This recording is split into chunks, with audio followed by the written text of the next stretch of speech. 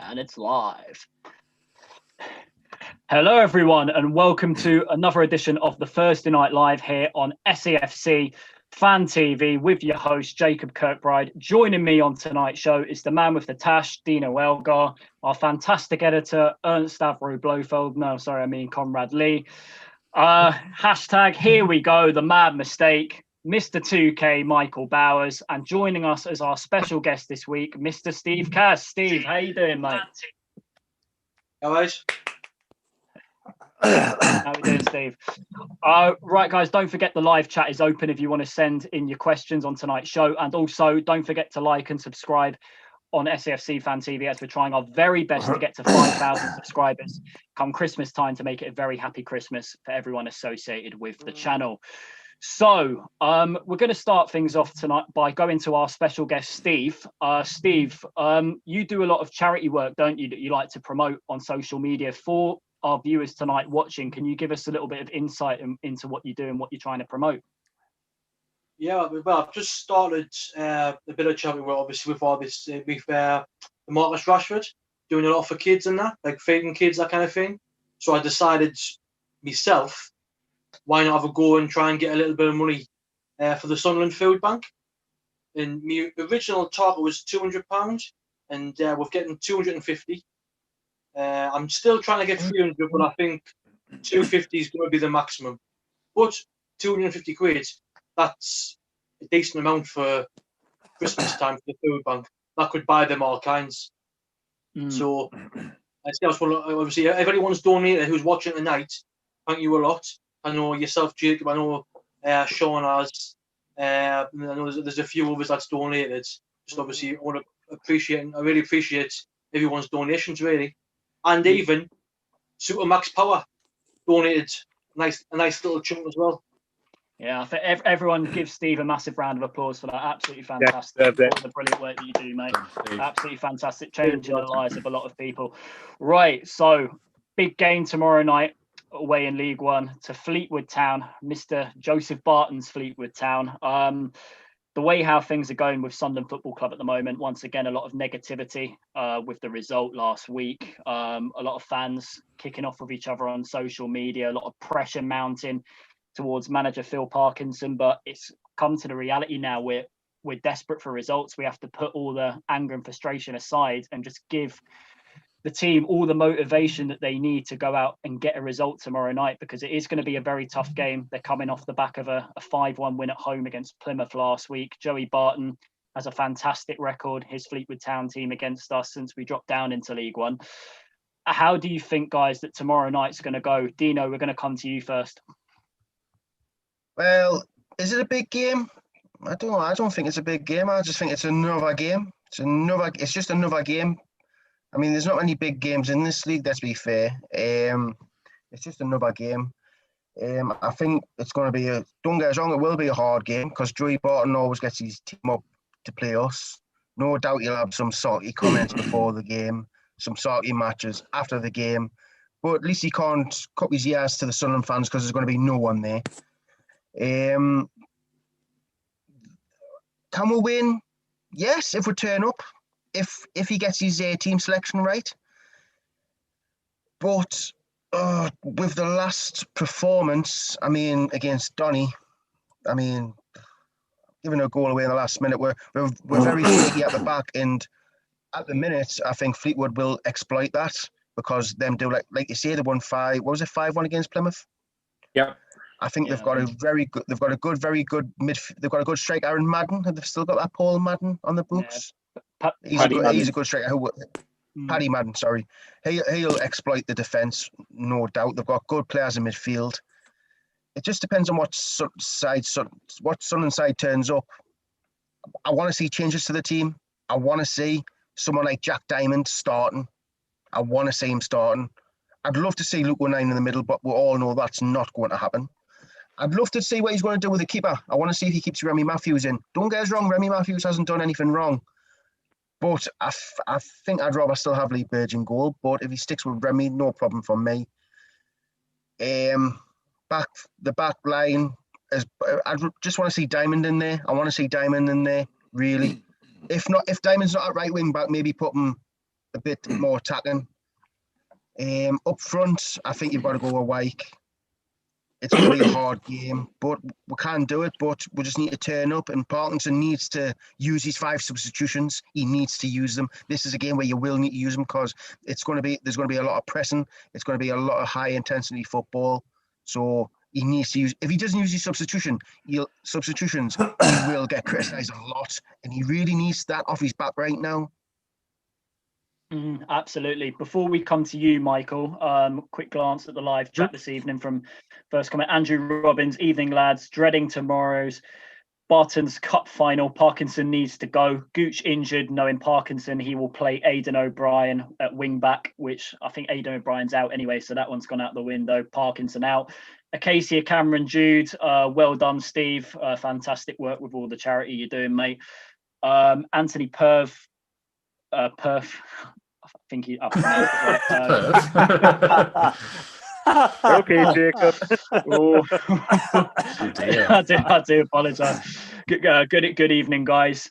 Ted Potts, do you lads think action will be taken against Parky if we don't get a result tomorrow? Which personally, I believe that a lot of action is being taken against Phil Parkinson now, if I'm honest, but it's only on social media. I mean, God know how much toxicity will be in the ground if fans were allowed in. But Dino, you want to get in there?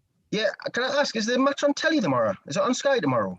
No, it's not. It's not. So why did it get moved to Friday?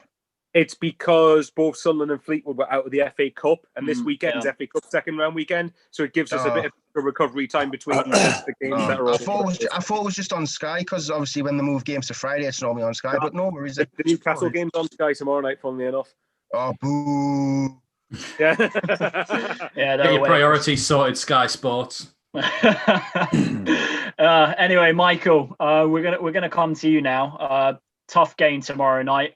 Fleetwood are in a decent run of form. Our record against them is absolutely woeful since we dropped down into League One.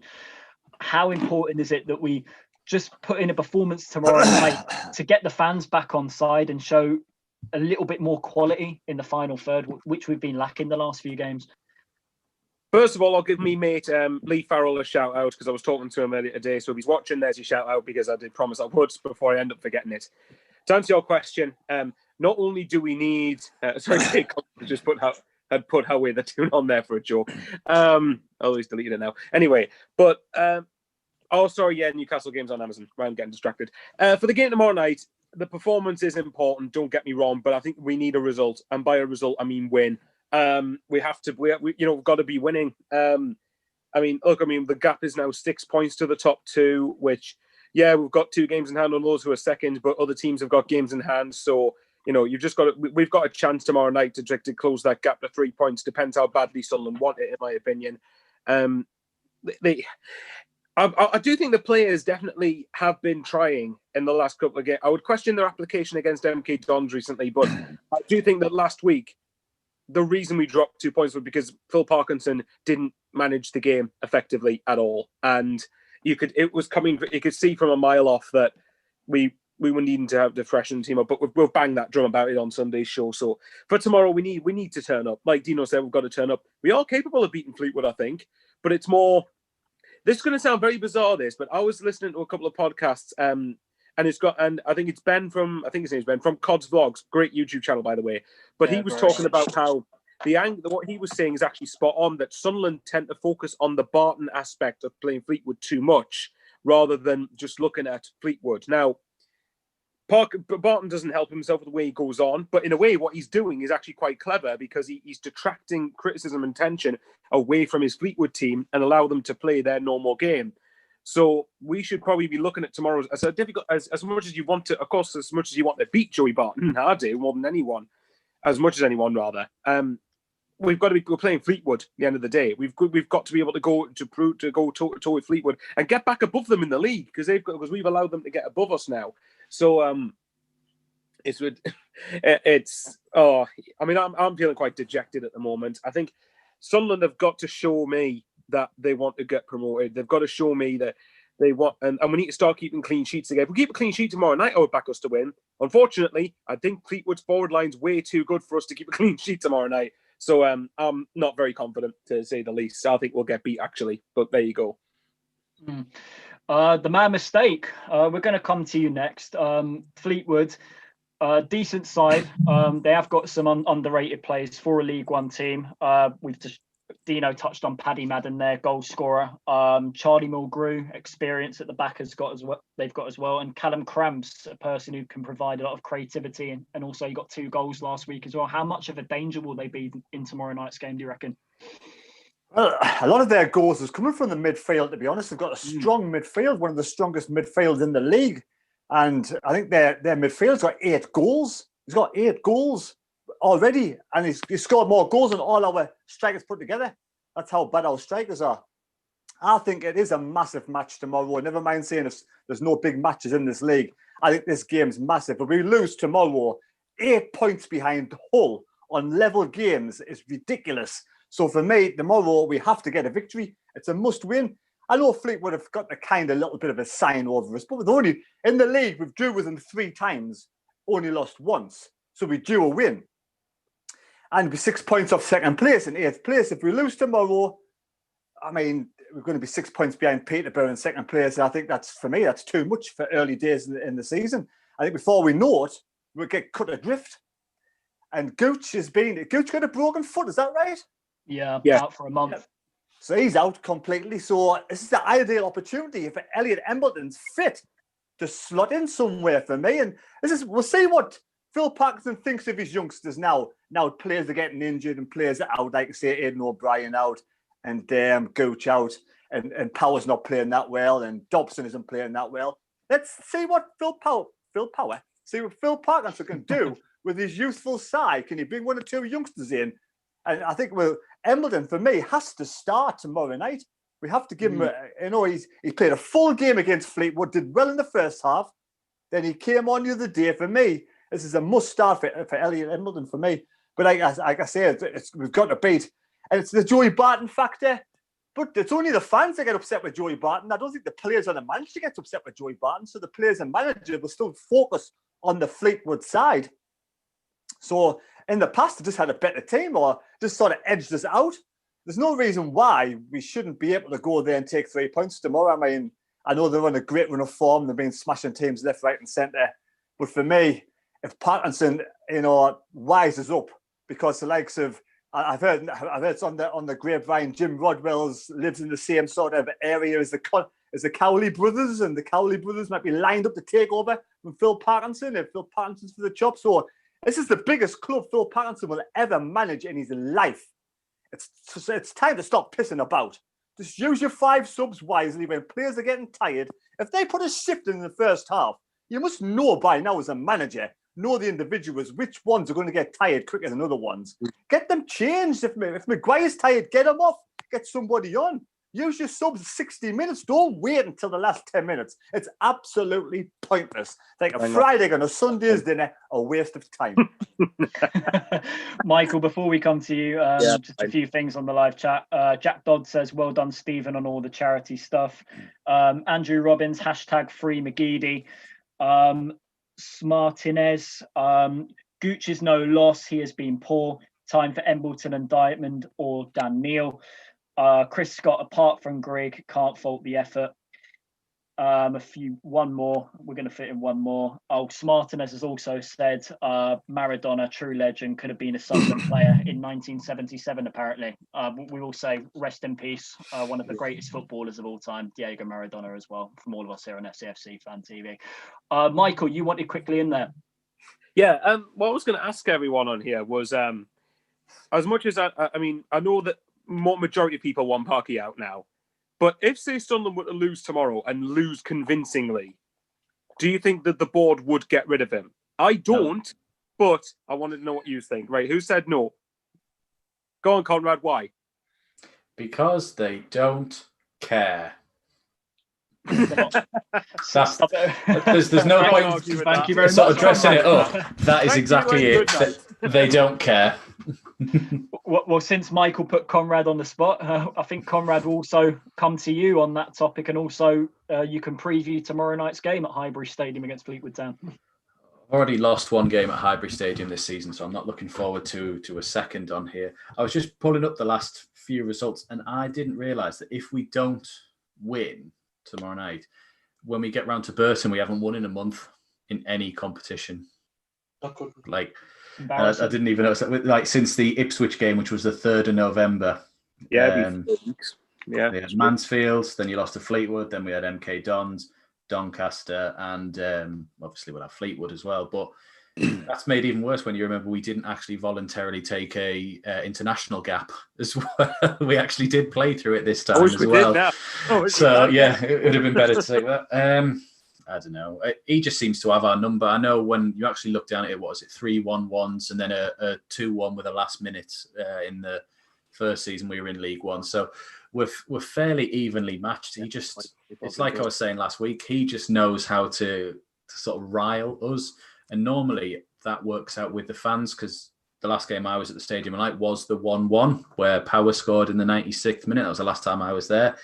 And I just remember being from like the second minute in, just frustrated for the entire game. I've never seen a team come up to do it from the first minute. They've always sort of like, we'll get a lead a little bit in, see it out till half time, and then we'll start. And he was literally playing time wasting football and just breaking up our play right from the first minute, and it worked. Got on our fans' back. Me and my mate weren't even talking through the game because we were just, hello, big lad.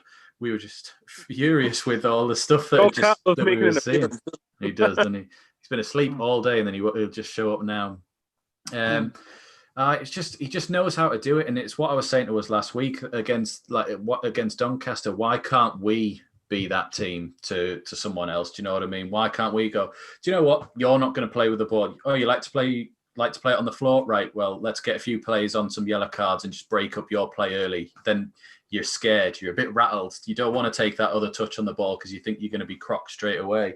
Just stop letting these teams sort of dictate how we play. Do you know what I mean? It feels like we should go, this is how we play, and if you don't like it, then we'll just make the game awful for you, because teams do it to us and it works every time. Absolutely. Steve, finally, before we come to you, previewing tomorrow night's game, a few comments on the live chat. Joseph Billingsley, I think Diamond will start since Lyndon Gooch is out. Jack Dodds, board won't sack him until we've been taken over. That's dependable whether this takeover goes through or not. There's been a lot of rumours that apparently the takeover is off going around social media, but fingers crossed that a deal wouldn't be a shot. And that the takeover that got reported on just the other week can be brought over the line.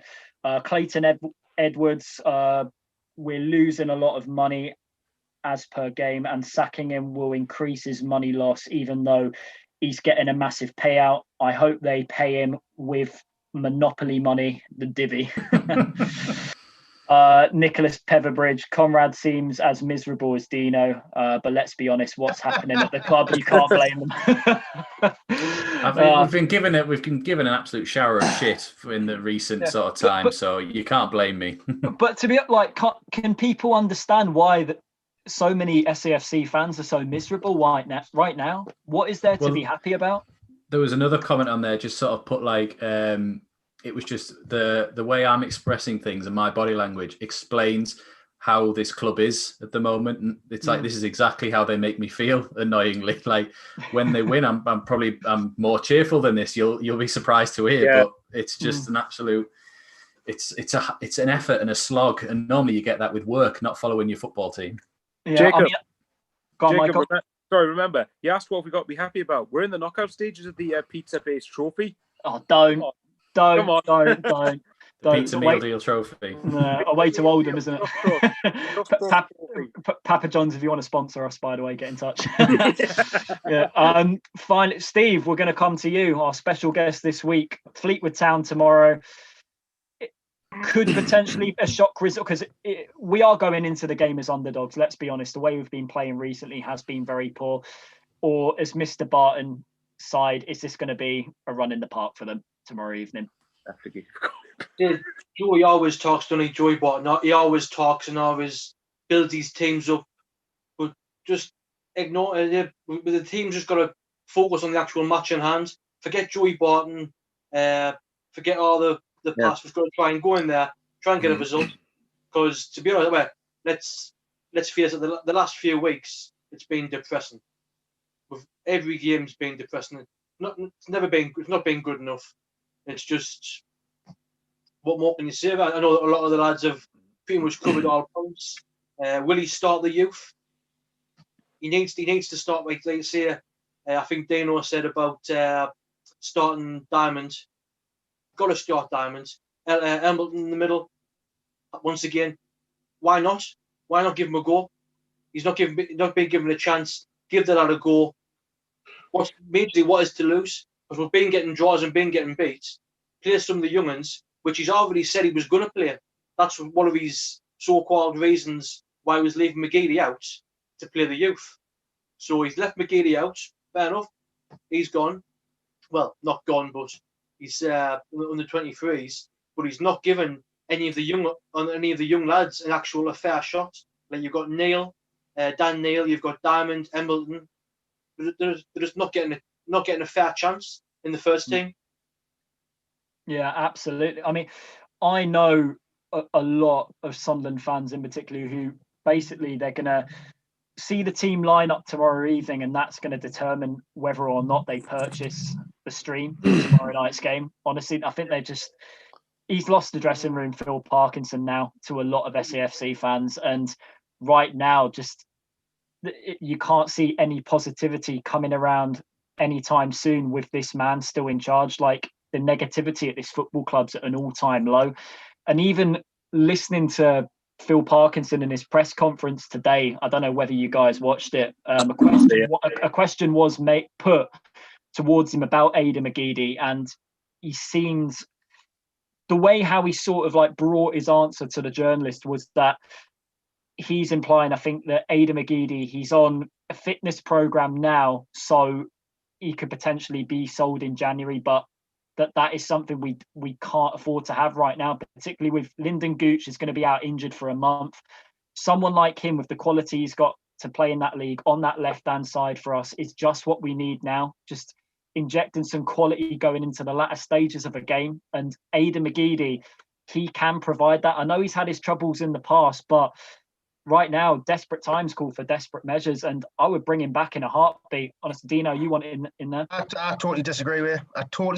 And I knew this was coming. McGeady was good in his time, but let's be fair, he played for the under-23s. I don't think he even impressed in that. Like, you think a player like him would impress, and don't say nothing about fitness. He would have been training. He would have been keeping himself fit. That's what professionals do. And for me, when he was in the team, everyone used to just pass to McGeady and let McGeady do all the work. And then sometimes it would frustrate the fans because McGeady was always trying too hard to take on 5 players and have a shot instead of playing the correct pass. Yeah, McGeady he's had some brilliant moments in a Sunderland shirt, but it is time for him to go, in my opinion. I think when he's in the team, players just look to him, and that's not what I want to see. I want to see the players playing together, not just relying on one player every single week. The man mistake you wanted in there. Can McGeady actually play if he's not in the squad? No, he can't. He's too unfit at the moment. No, it's not that, Jacob. He's not registered in the team. Once you register the team at the start of the season, you've got to wait until January. Oh, really? Yeah. Have you not played Football Manager? I got addicted to it eventually. It was out this week. If they want to sponsor us too, Football Manager 21. I've put myself off from buying it this year. Honestly, it'll just distract the hell out of me. That's why when the window ends, you've got to register your 25 or how many players you're allowed in your squad. Is you've got to register that, and that's the players you can pick. Obviously, when it comes to January, then you get to resubmit your team at the end of this January window. And I think, Cass, you got something to say there, mate? No, just a quick one. That young lad, that trialist, is there any news on that lad? Or who he is, or? He apparently got released from Tottenham. I can't remember the name of him precisely. Is it Rylan Clark or something? Ryan Clark. I thought it was. I thought his name. Yeah, when I first read his name, I thought I pronounced it. I thought it was Harry Kane. Ray and Clark. That's it. He's 19. I think he got released from Tottenham at the end of last season. Apparently scored a decent goal in that game, but I think it all depends on whether we offer him a contract and I think how good his fitness is, because it doesn't look like he potentially has played in a long time, so it's up in the air. But as long as it's not that Sterling again, that Sterling, yeah, I rated him. I thought he was. That's harsh, that Conrad. To be fair, I rated him. I think he was. He was young, right, so yeah, it was young. But like, it was just, I think, because it was like, right, we've got him and Grigg for Madja, and then Grigg was obviously Grigg, and he wasn't in the position to be a first teamer for us. It was just that thing of like, right, so what was the point in him if we didn't need him? The thing is, though, Sterling only literally got 10 minutes to do something. He was one of them subs that I bring on for 10 minutes. I mean, what was that lad last year we had from Bristol? I was about to ask you, Semenyo. Would you rather have Keziah Sterling or Antoine Semenyo? They were quite similar, weren't they? They were quite similar. And they didn't out. Come back to me. I'll have a think. I'll try and remember some moments. Yeah, quickly before I think we'll go to Steve next. On the live chat, Bradley Young put it this way: I would prefer Jacob than Phil Parkinson as Sunderland manager. Come on, get in there. Clayton Edwards, anyone with pace looks good. Azorro was good with pace, but that's it. Kind of reminds me a bit of Duncan Watmore as well. Also another comment in here referring to Benji Kimmioka, but he won't be back till I think 2021 as well, like Lyndon Gooch. So yeah, but I'll be very surprised if he's fit for the rest of the season, to be honest, because he's struggled massively with injuries throughout his career.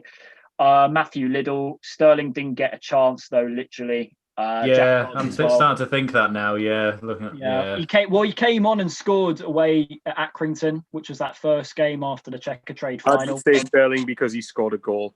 I'll go with that. He scored, didn't he? Never really was given the opportunity to impact on the team. He never started, did he, or anything like that? He was never given like, right, look, lad, there you go. This is your time, did he?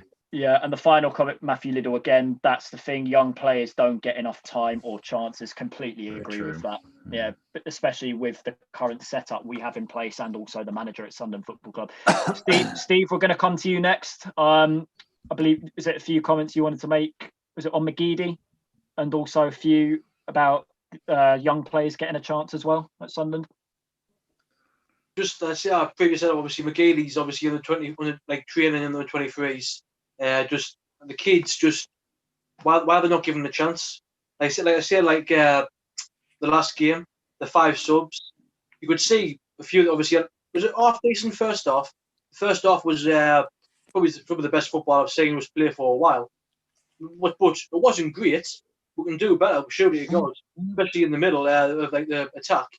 But just towards the end, you could see the lads just slowly tiring. Like White up front. You could see he just seemed knackered. There's a few other players, but then he brings Max Power on at left back, and I'm sure he took Hume off, didn't he? It was Gooch, wasn't it? No, it was Gooch, wasn't it? Oh, sorry, Gooch. Sorry. Which is, I just don't know why he's not using the 5 subs. They're there for a reason. Use them.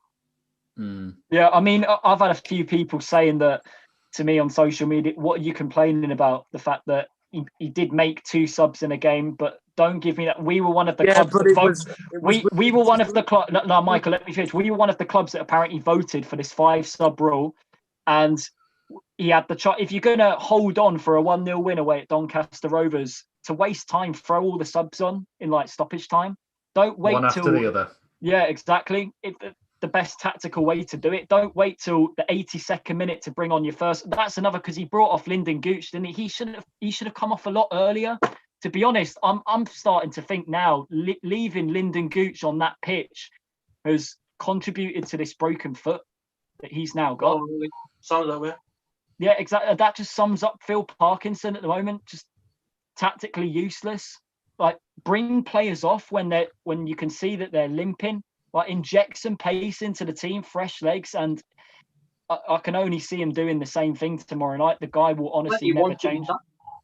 Yeah, honestly, it feels like he's waiting around, because I heard on a podcast that if this takeover goes through, he definitely won't be in charge. They'll definitely have a new manager lined up in place, and he's just buying time now.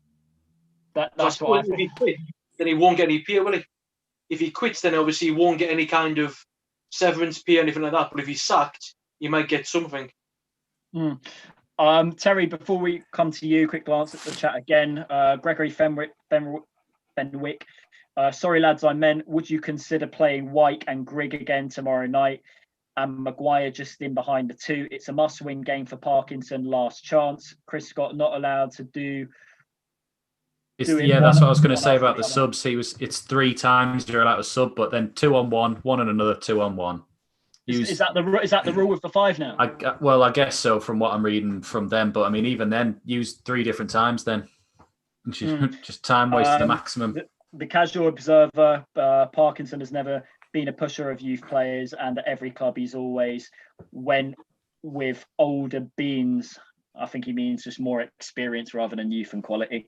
Matthew Liddell, have you noticed a lot of injuries are happening? It's either he's waiting too long to do a sub or the training isn't good. Terry, you wanted in. Yeah, to do with Phil Pattinson being sacked. If he's going to be sacked anyway, so I don't see the problem of sacking him straight away.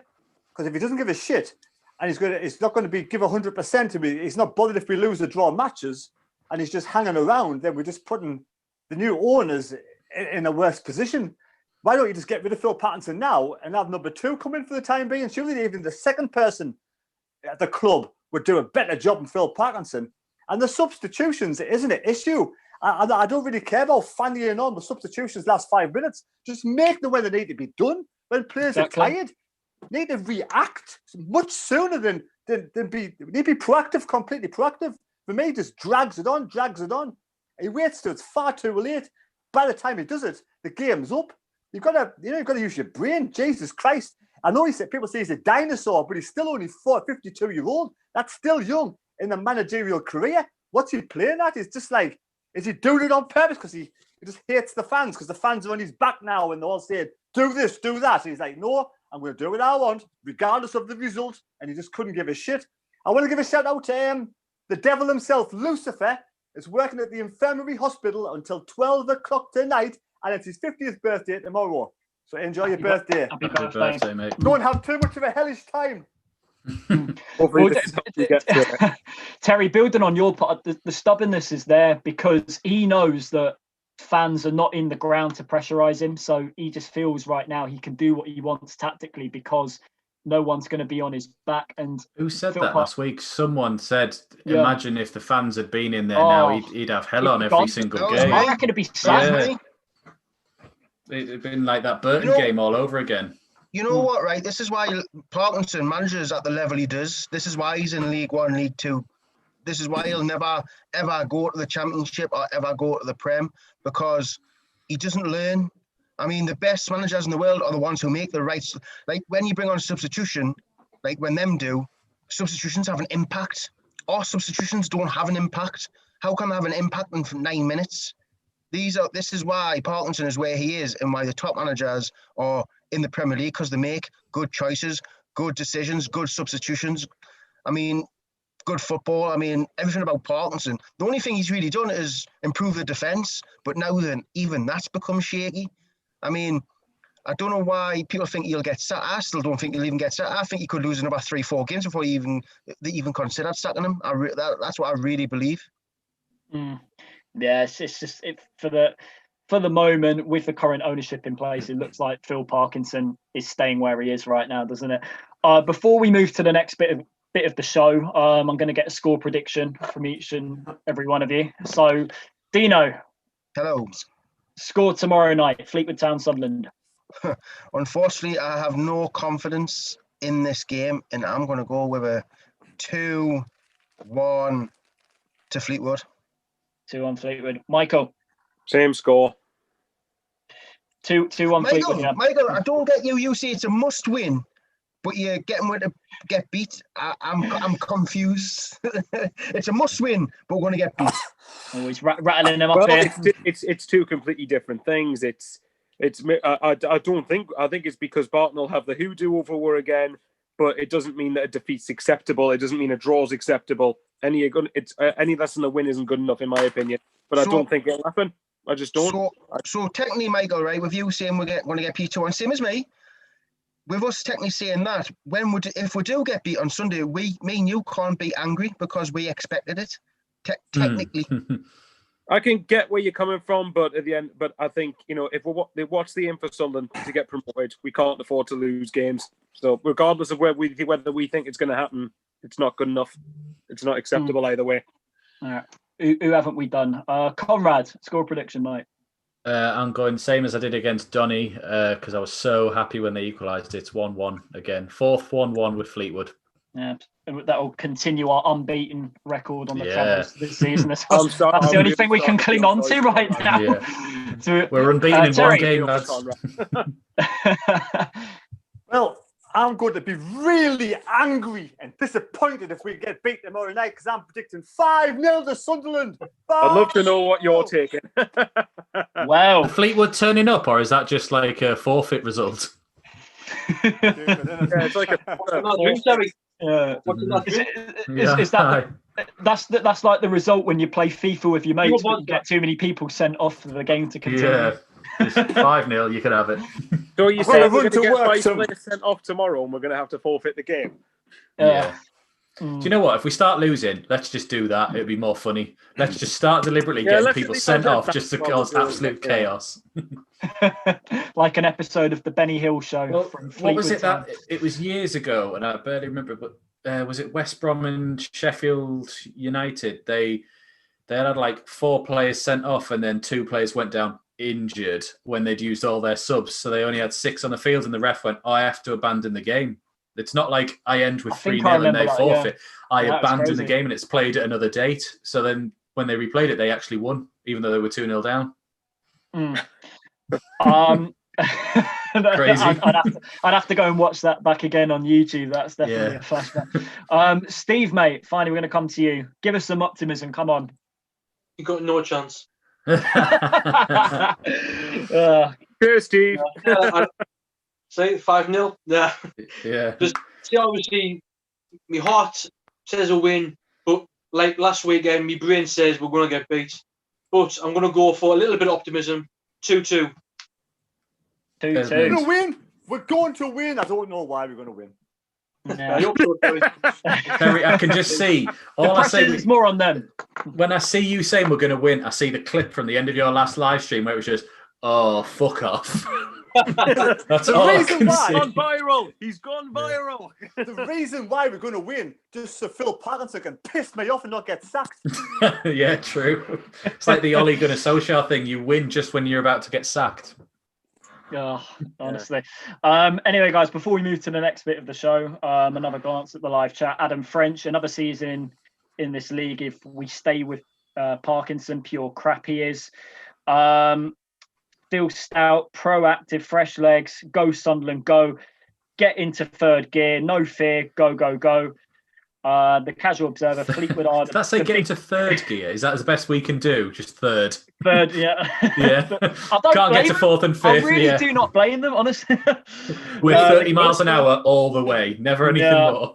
Yeah, that's Parky's way, to be honest. Yeah. The casual observer, Fleetwood are the biggest bankers of the weekend for me, and Parkinson will make that skinny little scouse. No, I don't want to say the rest of it. I've read it. Yeah, we're not going to read out bad language on the channel. There are kids watching. So, on to the next bit. Jacob, you're saying we're not going to read out bad language. I think there's at least 2 or 3 of us who've sworn. I've effing Jeffed a few times, so I'm sorry. Yeah, like Dino doesn't care. I always have to apologise. Yeah, there's no need to apologise. I mean, everyone swears. No. One of them things. Yeah, true. Everyone swears. You've seen kids these days, they swear more than we do. Anyway, moving on. Obviously, it's been a sad day for a few football fan bases across the country, with the government announcement today that certain areas across the country are going to be placed into Tier 3, which any hope of getting back into football stadiums anytime in the near future is completely gone downhill and won't be happening at least until the new year. And one of those areas being placed into Tier 3 is, of course, Sunderland. And the man mistake. I had a phone call from our good friend Stephen Hensel, who watches the show. He wanted to raise this topic of discussion on tonight's show, and I believe you're willing to introduce it. So, yeah, Tier 3, and no football fans allowed back into stadiums unless you're in Tier 2, like a lot of the southern clubs right now. Yeah, well, a lot of southern clubs will have fans back at the stadium. It'll be an advantage to them when we go play away. And I don't think Boris Johnson cares much for the Northeast. Couldn't really give a toss about the Northeast, and for all he cares, he wants the Northeast clubs to completely fail. She's left us in Tier 3, even though I don't know why London is in Tier 2, because probably they've got more COVID down there anyway. But never mind, it's another thing. But yes, will the Sunderland players, will the Sunderland team sort of be at a disadvantage going to all these away matches now, because we can't have any fans in our home game, so it's going to be neutral for them. And when we go away, they're going to have fans to support them. But it's a blessing in disguise for Phil Parkinson, I think, because there'll be no home fans to give Phil Parkinson the abuse I think he might get. So what's your thoughts on that, lads? Who should we come to? Steve, we'll start with you, actually. Probably right, to be honest, because I say remember last time when Jack Ross was getting bad results, the fans hounded him, and then the board pretty much had no choice. At the minute, it's all over social media, so they're not really bothered as much. But if you've got 30-odd thousand in the stadium hounding for Parkinson out, they're going to have to start listening. But like I say, Terry, I think you're spot on, mate. If they say there's no fans there, he's not going to get any abuse, is he? Steve, do you think it's fair that some fans are allowed back in the ground and some fans are not? I think it should be like all or nothing. Oh, 100%. Like I say, I think every club. Yeah, definitely. Because like I say, why should some, like you said before, an advantage? If if you go to an away game down London somewhere, like I know we've already been to Oxford, but it's like down there for instance, and they've got so many thousand fans already in, but we've got nobody. It's gonna give them a little bit of a lift there. Obviously, their team a little bit of a lift. So surely it should be a total clean playing field. Yeah, and also there's a lot of frustration also with the London clubs, because say if there's a few London derbies in the next few weeks, I think still only home supporters are allowed in, and despite both teams coming from the same city, I think only home fans will be allowed in, and I don't think they'll be allowed away. But unless I think they could change things on that front, which I'm not sure. But Terry, I would say a lot of people down here, like myself, living in London, I think we're just as baffled as people in the Northeast that we've been placed into Tier 2, because cases are only on the rise. And why we've been put in this tier, it's baffling, to be honest. I just can't get my head around it. It's not rocket science. It's because all the Tories are down there, and it's not rocket science. They love London. They couldn't give a shit about the Northeast. Couldn't give a shit. For me, there should be no fans allowed back in at all until all fans are allowed back in. You can see, you'll be able to tell in the next few weeks, won't you, that there'll be some unfair advantages, because some fans will have supporters in, like, cheering on the team from start to finish, and that will give them all the motivation they need to go and get the win in the game. And with the travelling team not having any fans at all, it's going to be hard for them to really pick up results. But CONRAD, you wanted in there?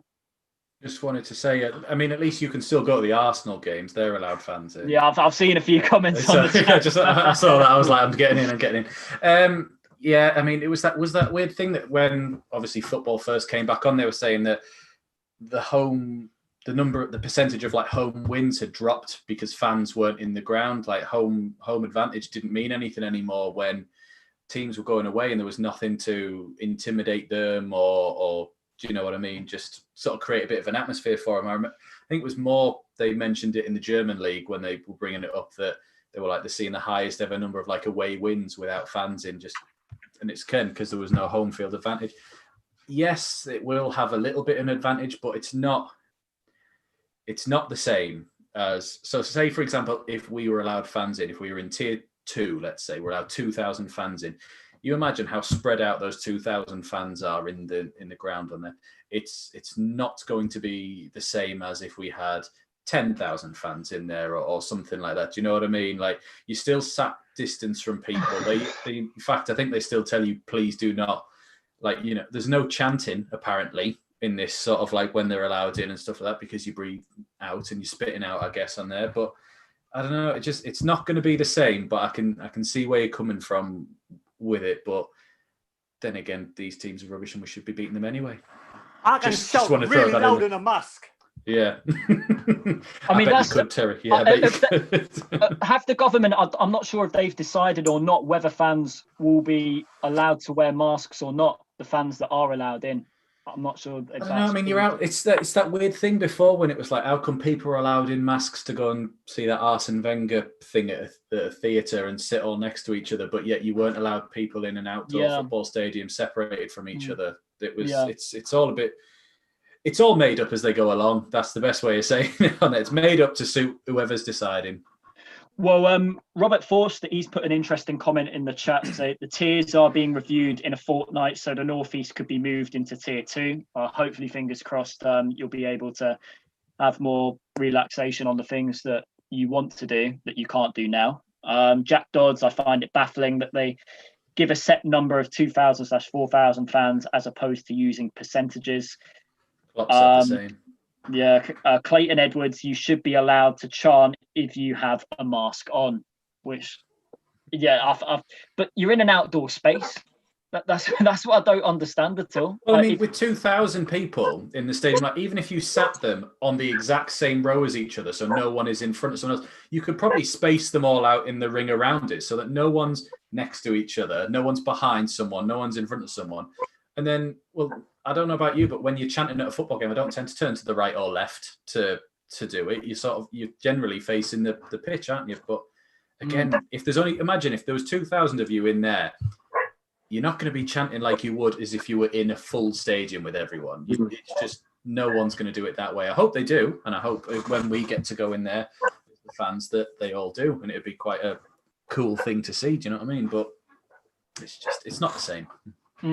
Who should we come to? Dino, we'll come to you.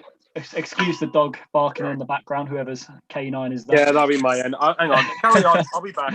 I'll try and stop. Don't worry. No, it's fine, honestly. Dino, so for a lot of football clubs in the southern section of the country will be allowed football fans back in, and the northern section, unfortunately, won't. What is your feelings towards that? Well, first of all, let's just do this. On the tash. To be fair, right, most clubs only ever turn up when Sunderland are in town. Let's be fair. I mean, we've went to stadiums where the home end's been full because we're there, because we sell out the away end. There's excitement. The big clubs coming to their town, and to be honest, ones if people are still too scared to go to the stadiums. I mean, I know they give you a 2,000 limit, but what makes you think 2,000 of them people are actually going to turn up? I mean, people now are used to sitting in the house watching the game on telly, streaming it, and all the stuff what you do now. So you've got no guarantee that you're going to actually have 2,000 fans in the stadium, because don't forget, we're in the lower leagues. The lower leagues don't have the best attendances to begin with. So... Quinton Stanley probably went 2,000. You're joking? We're not going to get that. Is it an advantage? Not really, because when you go to football games, you try to out-sing each other. I couldn't imagine fans just singing when there's no away fans. It'll be like you go to the match and you just watch it. There's no atmosphere. There'll be no atmosphere. So it's like it's going to be an empty stadium, but you will see the odd person dotted around on the telly or whatever. But I don't think it'll make a massive difference, to be fair. I really don't. You know what's going to happen with this, right? There will be a lot of fans who want to go to football matches in certain areas of the country, but they can't in their own area. So they'll just probably end up pretending that they're a fan of that team just so they can see their team play in that away ground. I'd say that the likelihood is the season tickets will see to that they'll give it to the season ticket holders who are still on, of course, on there. So I don't. But how do you choose them?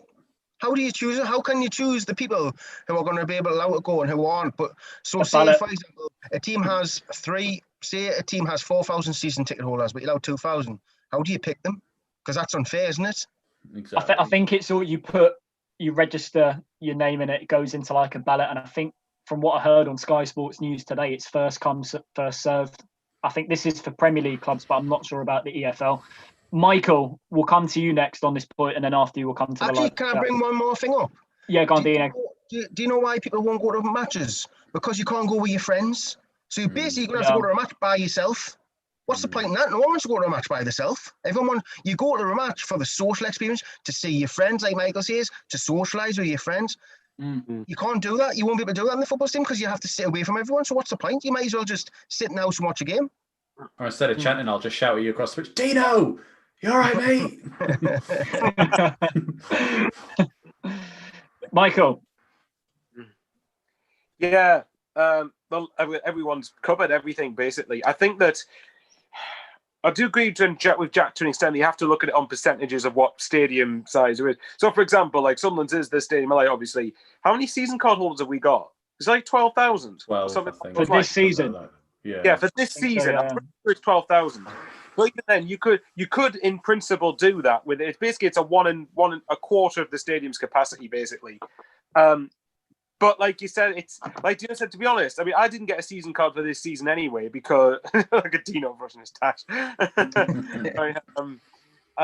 Anyway, but yeah, like I don't know what it is. It never would have foreseen this, would you? All this sort of thing happening. I think that when it comes, I didn't get a season card for this season because of the current situation with the current pandemic, and I just didn't want to invest that sort of money when I knew I wasn't going to invest money into a season card when I wasn't going to be able to go. And like Dino said, like I've said before, a lot of it is for me. It's not just going to the match; it's a social experience that I look forward to every couple of weeks. For home games in particular, which was seeing friends, going absolutely mental. And football, as you know, is one of the only times you can actually get away with hugging random strangers and just going berserk. That's as much as, don't get me wrong, it's definitely better than nothing when we're eventually allowed to do it, but it's nowhere near the same thing. It's absolutely nowhere near the same thing as when everybody's there in the full capacity. So for me, like I said, because I haven't got a season card, when we do eventually open the stadium alight for people, it is going to be the season card holders, and that's fair enough. They've invested more money, they should get priority. So for me, I've written off going to stadium alight at least until the start of next season. It's a sad state of affairs. I'm starting to, as much as I'm grateful that we've got football. And at least we actually get, well, I don't know if watching someone's a good thing at the minute, probably not, but if at least you get to watch football. But I'm starting to notice it's really, really poor without the fans. I'm starting to really miss it, and I don't know what you guys are like, but I'm starting to notice it quite a bit. Yeah, on the street. I think it's right now killing the game, to be honest. But like Dino said, so many people are used to it now. They just watch a game of football without acknowledging whether or not there are fans in the stadium at the moment. And I think it's going to be very difficult next year in order to attract some fans back because they've been so used to watching it on their TV screens. That's what I feel personally. Steve, finally, before we come to you on this point, a few standout ones in the live chat. Stu Shaw, a lottery pick. Chris Scott, ballot, then people who get picked can't go to the next game. And Adam French, a percentage is a very smart way of doing it. If you think Old Trafford gets 70,000, but they can only offer 2,000, just pure daft maths from Boris Johnson. So Steve, finally we're going to come to you on this point. No fans in, looks like, for another couple of months yet. Yeah, see, unfortunately, I was the same as Michael. I didn't get my season ticket this season, basically because I just didn't know when you were going to get in the season in the actual stadium. Because I go with my son, so obviously, but our routine obviously was always go in the fans museum, watch whatever match was on the telly first, then walked over to the stadium, had a pint. Just obviously, everyone's got their own routines, and that was my and my son's little thing. Now that's gone now. And just like I say, now we're watching it on the telly. It's not the same. There's no atmosphere. It's just we just need fans back in the stadium. But at the minute, can't see it happening until probably next year. And I personally agree with the point that Terry made. If you're not with this system they have in place, where home fans are allowed in only certain areas, the advantages will be there. to be honest, I just feel for the rest of this season, just have no fans in at all. Just properly prepare for the fans returning next season, because you've got plenty of time to do it. The vaccines are on the way. Obviously, most of them won't arrive on our shores till next year, but the preparation starts now. But there is the pressure also at the same time that the game is losing a lot of money, so they need as many fans back in as possible, especially for the lower league clubs. But right now, I totally agree. It's the game is over. The results are going to be some results are going to be freak over the next couple of weeks, and there's going to be a lot of unfair advantages as well. We're going to go to a question now before we go on to the last couple of minutes of the show from Paul Wilson, who sent one in. With Gooch out, Michael, your friend, isn't it? Yeah. But with Gooch out at least until 2021, who would you put in as his replacement? So, Michael, I think we'll start with you on that one. Oh God, who you put as Gooch? Depends where you play. Well, if we assume we're going for a 3-4-3, then I don't know. I'm trying to think realistically who will Parkinson. So if realistically, it'll probably be Aidan O'Brien. But who would I put? I'd give Embleton a go. I don't see any reason why. I don't see any. Like I said before, and I think Dino said before, if you're not going to be already in League One, you're not going to have a career here. So surely now is the time when players should be standing up and being counted. Like you said earlier, there's going to be a lot of freak results with the idea that they got empty stadiums. In some respects, that's less pressure for the players. In some respects, that should, theoretically anyway. So I don't know. I'd probably say Elliot Embleton or even Jack Diamond possibly, but realistically, probably Aidan O'Brien or Phil Parkinson will find another way to shoehorn a player into a position that they don't belong in. Quickly on the chat, Andrew Robbins, Embleton or Diamond. Bradley Young, Callum McFanzine if it's left, then Diamond if it's right hand side. Dino, we'll come to you next. Replacement for Lyndon Gooch in the first choice 11 for Sunderland. Where does Gooch play, left or right? It's changed a bit the last few weeks. He was kind of like left forwards the other day, but he was like right wing the week before that, and goalkeeper. There you are. You know what, right? If it's going to be time for someone like Jack Diamond or even Dan Neil. I'm sure I've seen in pre-season Dan Neil play on the left-hand side a few times when he was in pre-season, and he looked good. And he looked good. So for me, it's got to be either Jack Diamond or Dan Neil.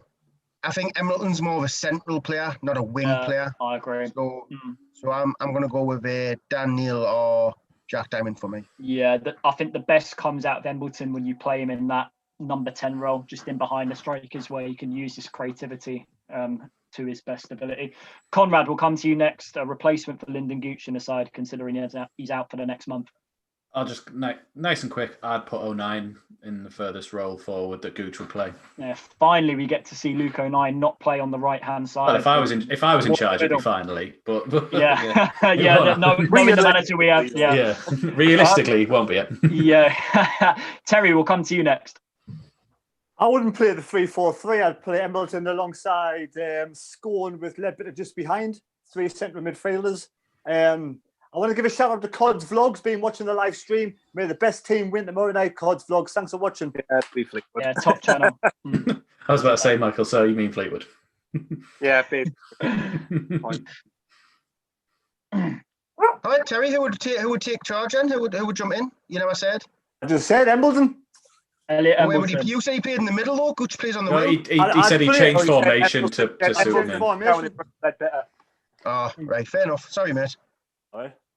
I mean, I'm sure if Embleton has to play on the flank, I'm sure he could do a job there. I mean, he has got the ability, but for me, he's just not being given a chance. But I think when you throw Jack Diamond and Dan Neil into the mix, I think they'll be a lot better potentially. I think Diamond in a wider position, but then who do you choose out of Dan Neil or Elliot Embleton? I mean, ideally, we want to play both, but knowing Phil Parkinson, he will not do that, Dino. Jake, that's the problem. He'll do a job there. That's what Parkinson's whole team selection is. He can do a job there. Luke 09 at right back can do a job there. That's the problem, because he can do a job there. Yeah, Jack Ross thought the same. Exactly. That's the problem. But Michael, quick one before we come to just a couple of comments on the live chat. Stu Shaw said Bowers in goal. If you want to go down to the conference North-South division, yep, absolutely brilliant. That'd be the worst. No, further down than that. Further down that. To be honest, Tino's probably right. Adam French also said Dino up front with Conrad and Jacob in the middle and Bowers at the back. Bad mistake on the wing, both wings with his speed. I have to get Cass in on this. Bowers, me, you, and Cass, we've been a team, so yeah. He's put me in a creative role. That's it. Terry, what you want to say something as well when I said that?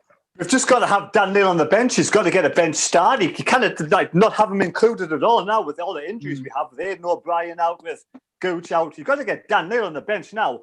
Or for me, I just think sometimes he keeps his players for the under-23 matches. When's our next under-23 match? Is that going to be too close to the Fleetwood match? Too close to the Burton match? So if that's really close to those two games, he won't even put Dan Neil on the bench, which is pathetic. And finally, before we come to Steve, who will conclude tonight's show, the Casual Observer, he's put a nice comment here. I've had season ticket for 4 decades, including this one, but I'm not really asked about going back this season. It's bad enough watching us via the Mad Mistakes live stream. No, I'm sure he means all good and well, Terry. He means Sunderland, yeah.